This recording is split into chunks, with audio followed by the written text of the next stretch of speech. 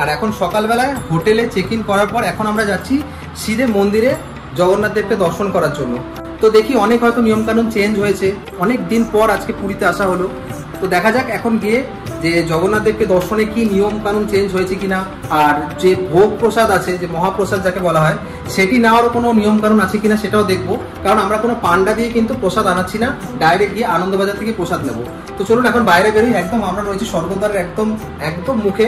তো এখান থেকে বাইরে গিয়ে টোটো বা অটো যা পাই নেবো, নিয়ে এখন ডাইরেক্ট যাবো মন্দিরের কাছে। কি হলো কি আমাদের হোটেল, আর হোটেল থেকে বেরিয়ে সামনে রয়েছে এখানটায় প্রচুর টোটো রয়েছে, অটো রয়েছে, রিক্সাও রয়েছে। দেখা যাক এখান থেকে মন্দির কত বলে। মন্দির কত? হ্যাঁ 2 জন আছে। হ্যাঁ কি বলো, 100 টাকা?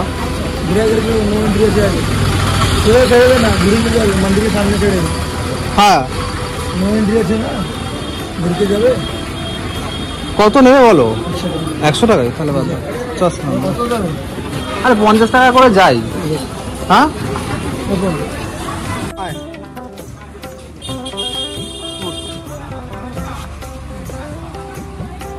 এখন আমি রয়েছি মন্দিরের সাউথ দুয়ার মানে দক্ষিণ দুয়ারের সামনে। এই হচ্ছে ঠিক দক্ষিণ দুয়ার। তো মন্দিরে প্রবেশ করার জন্য টোটাল 4টে দুয়ার আছে। মেন যে দুয়ারটি যেটা সবাই চেনে সব থেকে বেশি, সেটা হচ্ছে সিংহ দুয়ার।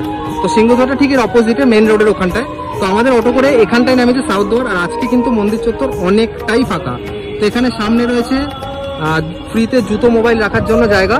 এখানে আপনারা জুতো যখন রাখবেন তার সাথে কিন্তু সাইডে একটা জায়গা আছে ছোট্ট, যেখানে আপনারা চাইলে আপনাদের মোবাইলটি রাখতে পারেন। এই মোবাইল রাখার সময় আপনারা একটা মোবাইল নাম্বার দিয়ে দেবেন। যখন আপনারা আপনাদের জিনিসটি ফেরত নেবেন ওই মোবাইল নাম্বারটি বলতে হবে, আপনারা কিন্তু আপনাদের জিনিস পেয়ে যাবেন। মানে মোবাইল নাম্বারটা পাসওয়ার্ড হিসাবে ইউজ করা হয়। আর এখান থেকে মন্দিরে প্রবেশ করার জায়গা। তো এখান থেকে প্রবেশ করে আমাদেরকে বাঁ দিক ধরে ধরে যেতে হবে।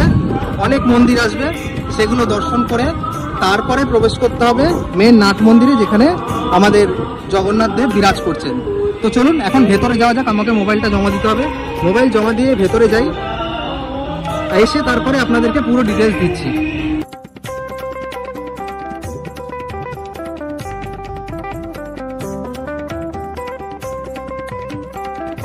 তো এইমাত্র আমার এখন জগন্নাথ দেবকে দর্শন করে আসা কমপ্লিট হলো, মন পুরো তৃপ্ত হয়ে গেল। এবারে আপনাদের এক একটা করে ইনফরমেশন দিয়ে দিচ্ছি। প্রথম যে প্রশ্নটা সবার মনে আসে যে সব থেকে কোন সময়টা ভালো মন্দিরে আসার জন্য, যদি আপনাদের পক্ষে সম্ভব হয় সকাল 5:30টার সময় যদি আপনারা মন্দিরে আসতে পারেন সেটা সব থেকে ভালো হয়। কারণ ওই সময় কিন্তু জগন্নাথ দেবের আরতি চলে। তো প্রথমে আপনারা আরতি দেখে নিতে পারেন, তারপরে গিয়ে জগন্নাথ দেবকে দর্শন করতে পারেন। তো সকাল 5:30টায় যদি আপনারা আসতে পারেন তাহলে খুব ভালো হয়। তারপরে হচ্ছে গিয়ে আমরা যেই সময় এলাম, তো আমরা এসেছি হচ্ছে গিয়ে সকালবেলা 8টা নাগাদ। এই সময় কিন্তু জগন্নাথ দেবের স্নানের সময় হয়। তো এই সময় যদি আসেন মোটামুটি 1 ঘন্টা আপনাদের অপেক্ষা করতে হতে পারে, তারপরে আপনারা দর্শন করতে পারবেন। পরের যে প্রশ্নটি যেটি সব থেকে সবার মনে আসে সেটি হচ্ছে ভোগের ব্যাপারটা, এই মহাপ্রসাদ। তো 4 ধামের মধ্যে শ্রেষ্ঠ ধাম এই পুরী ধাম কি বলা হয়।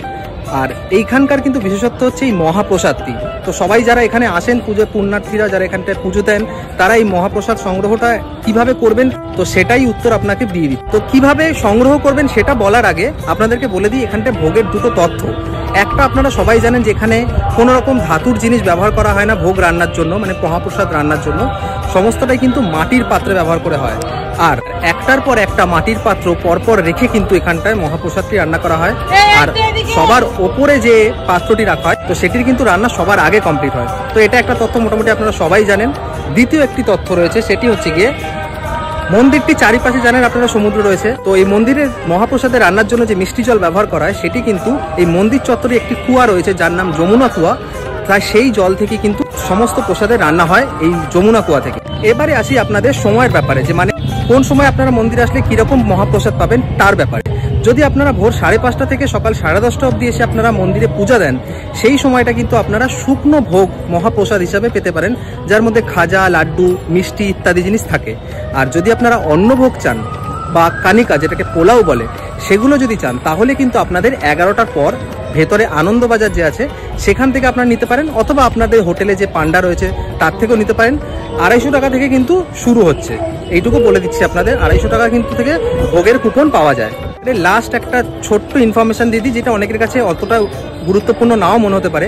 ভেতরে কিন্তু অনেক ধরনের মন্দির আপনারা দেখতে পাবেন। সেখানে মা বিমলা দেবী রয়েছে, মহালক্ষ্মী মন্দির রয়েছে, গণেশ মন্দির রয়েছে, তো এই সমস্ত মন্দির যেখানে রয়েছে সেখানে স্পেশালি মা বিমলা মন্দির, মহালক্ষ্মী মন্দির, এই দেবী মন্দিরগুলো কিন্তু যখন আপনারা প্রবেশ করবেন তখন আপনাদের যারা মহিলা যদি আপনাদের সাথে থাকে তাহলে কিন্তু শাখা, সিঁদুর এগুলো কিন্তু ঢোকার সময় হাতে দিয়ে দেওয়া হয়। তো আপনারা ভাববেন হয়তো যে এগুলো পুজোর জন্য আপনাদের দিচ্ছে, এটা হয়তো এমনি, কিন্তু সেটা কিন্তু একদম নয়। যখন আপনারা পুজো দিয়ে বেরোবেন এটা কিন্তু একটা ভালো রকম কিন্তু ওনারা চার্জ করেন। এবার দেখুন, যদি আপনি দিতে চান টাকা সেটা আপনার সম্পূর্ণ ব্যাপার, আপনাদের মধ্যে চাইলে দিতেই পারেন।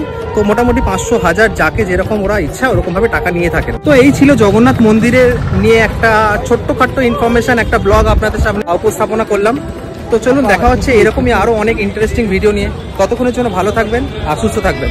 জয় জগন্নাথ।